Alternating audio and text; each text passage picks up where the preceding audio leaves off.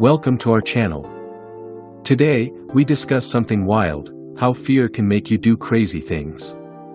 That moment when your heart races, your mind goes blank, or you act without thinking, it's not just panic. It's your brain on overdrive. Imagine this, you're walking alone at night, and suddenly you hear footsteps behind you. Instantly, your heart pounds, your palms sweat, and you bolt.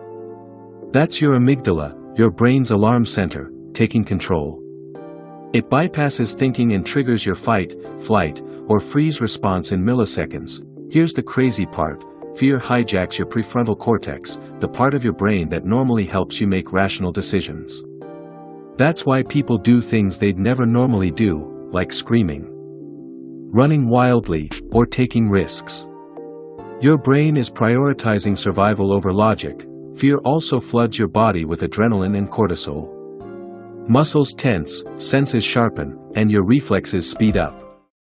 That electric, uncontrollable energy is why fear can push you to act faster than thought. Sometimes it saves your life, sometimes it makes you act impulsively, but always, it's biology at work. Even stranger, your brain can sometimes confuse anticipation with real danger. That's why anxiety or fear of a situation can make you react as if it's already happening. Your body responds first, your mind catches up later. But here's the important part, understanding fear gives you power. Mindfulness, slow breathing, and focusing on the present can calm your amygdala, reactivate your prefrontal cortex, and help you respond wisely instead of acting wildly. So next time you feel fear surge, remember, your brain is doing exactly what it evolved to do. It's trying to keep you alive, even if it makes you act in ways that seem crazy. Awareness is your way to take back control. If this video helped you understand how fear drives behavior, hit like, subscribe, and comment below. Have you ever done something crazy because of fear?